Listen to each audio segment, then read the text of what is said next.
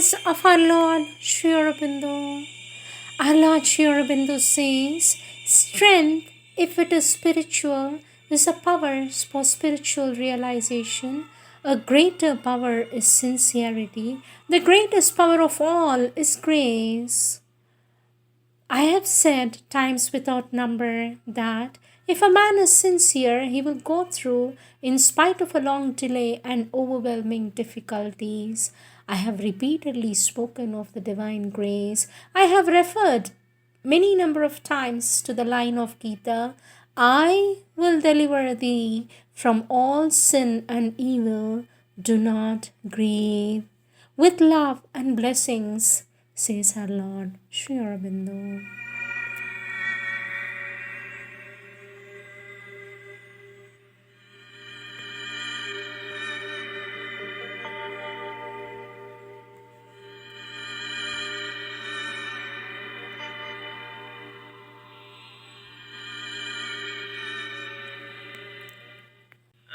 Perpetual transience makes the journey from which no return is sure. The pilgrimage of nature to the unknown, a world she made, touched by truth, fleeing him.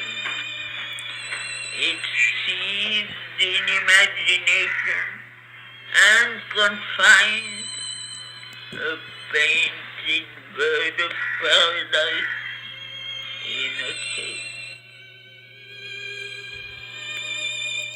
Words of our Divine Mother from the collective works of our Divine Mother, other editions, Question and Answers, Volume 7.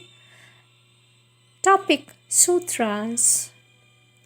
First Sutra given by our Divine Mother. Have no ambition. Above all, pretend nothing, but be at each instant the utmost that you can be. Second, as for your place in the universal manifestation, the Supreme alone will fix it for you. Third, the Supreme Lord has decreed inviolably the place that you occupy in the world concert. But whatever be that place, you have the same right as all the others equally to climb the supreme heights up to the supramental realization. Fourth, what you are in the truth of your being is decreed in an inviolable manner, and nothing and none can prevent you from being that. But the way you will take to reach there is left to your free choice. Fifth, on the way of the ascending evolution, everyone is free to choose the direction he will take. The ascent is swift and steep towards the summit of truth, the supreme realization, or turning one's back to the peaks, the facile descent towards termless meanings of birth without end. Sixth, in the course of time, and even in the course of your present life, you can make your choice once for all, irrevocably, and then you have only to confirm it on each new occasion. Or you may not take at the beginning the final decision, and then you have to choose again at each instant between falsehood and truth. Seventh, but even when you have not taken at the beginning the irrevocable decision, if you have the good fortune to live at one of those unprecedented instants in the universal history, when grace is present, incarnated on earth, she will give you once again, at a certain exceptional moments, the possibility of still making a final choice that will lead you straight to the goal. All division in the being is an insincerity. The greatest insincerity is to dig an abyss between your body and the truth of your being. When an abyss separates the true being from the physical being, nature fills it up immediately. Out of mud. In the brass, she sets her dumb, immortal earth. Helps the life tissue to think, the closed sense to feel, flashes through the frail nervous cognate messages in a heart of flesh miraculously loves.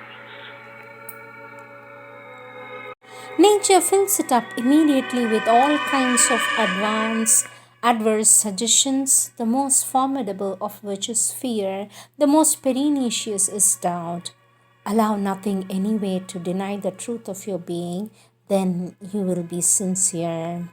Question, sweet mother, why does one speak of a spiritual hierarchy for to be identified with the divine when one succeeds in it means to become the divine? For this of our divine mother says, of the divine, each one experiences only that which he wishes to contact. What you expect from the divine, it is that which you find in the divine. What you want of the divine, it is that which you discover in the divine. He will put on that aspect for you which you expect or which you desire. His manifestation always adapts itself to each one's receptivity and capacity. You may have a true and essential contact, but the contact may be limited by your own capacity of receptivity and approach. It is only when you are capable of coming out of all limits that you can meet the divine in his totality, in his integrality. It is this capacity of meeting which perhaps constitutes the hierarchy of things. For even though everyone carries in himself the divine, and all have therefore an identical possibility of uniting with the divine, yet the approach will be either partial or total according to each one's capacity, and at bottom according to one's position in the divine hierarchy. It may be said, although it is words that deform much, that the quality of the contact is identical in everybody, that is to say, at the point where one identifies, the identification is perfect. But the number of points on which the identification is made differs immensely according to the persons.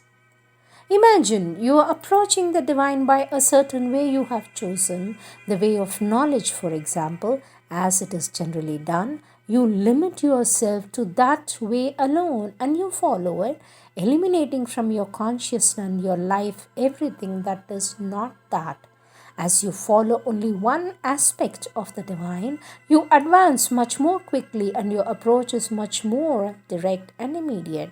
But instead of limiting yourself to a single way, you advance in what you may be called a global way that embraces all possible approaches to the divine. The result naturally will be much more than total, but the advance will be much more difficult, much more slower.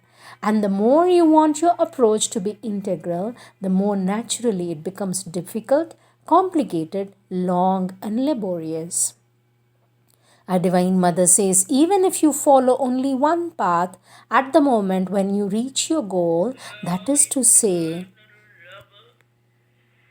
Is her actions cause only to tract her veiled confessions and keep him close to her breast in her world cloak, lest from her arms he turns to his formless peace. Is her heart's business in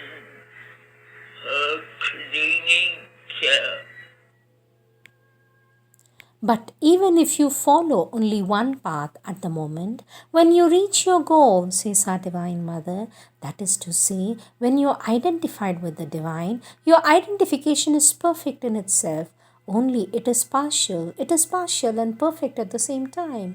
You are truly identified with the Divine and you have truly found the Divine, but at one point. One who is capable of being identified in the divine, one who is capable of being identified with the divine in his totality, is necessarily from the viewpoint of the universal realization on a much higher plane in the hierarchy than one can realize him only at one point. That is the true sense of spiritual hierarchy, its reason for existence.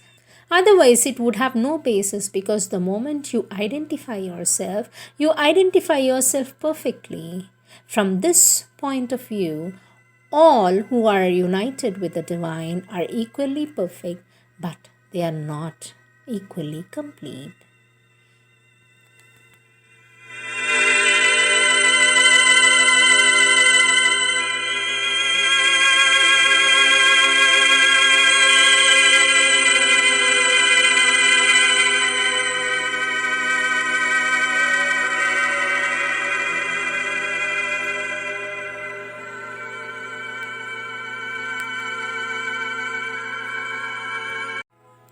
Next topic, the true reason. Our Divine Mother says those who want to follow the true path will naturally be exposed to the attacks of all the forces of ill will, which not only do not understand but generally hate that which they do not understand.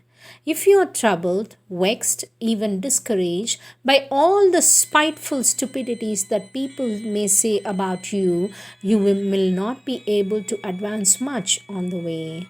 And these things come to you not because you are unlucky or because your lot is not happy, but because, on the contrary, the divine consciousness and grace take your resolutions seriously and allow the circumstances to become a touchstone on the way to see if your resolution is sincere and you are strong enough to face the difficulties. Therefore, if someone laughs at you or says a thing which is not kind, the first thing to do is to look within yourself and see what that weakness or imperfection is which has allowed such a thing to happen without being disconsolate or indignant or sad because people do not appreciate you at your proper value or what you think it to be. On the contrary, you should thank the divine grace for having pointed out to you the weakness or the imperfection or the deformation that you have to rectify. So, instead of being unhappy, you can be fully satisfied and take advantage, a great advantage of the harm that someone wanted to do to you. Our Divine Mother says, besides, if you wish truly to follow the path and to do the yoga, you must not do it in order that people may appreciate and honor you. You should do it because it is an imperative need of your being, because you cannot be happy except in that way. Whether people appreciate you or not, do not appreciate you has absolutely no importance whatsoever. You can tell yourself beforehand that the more you are away from the ordinary man, the more foreign to the way of the ordinary creature, the less you will be appreciated, quite naturally, for they will not understand you. And I repeat, that has no importance whatsoever. Our Divine Mother says, true sincerity consists in following the way because you cannot do otherwise, in consecrating yourself to the divine life because you cannot do otherwise, in endeavoring to transform your being and emerge into the life because you cannot do otherwise, because it is the very reason for which your life exists. When it is like that, when it is like that, you can be sure that you are on the right path, says our Divine Mother.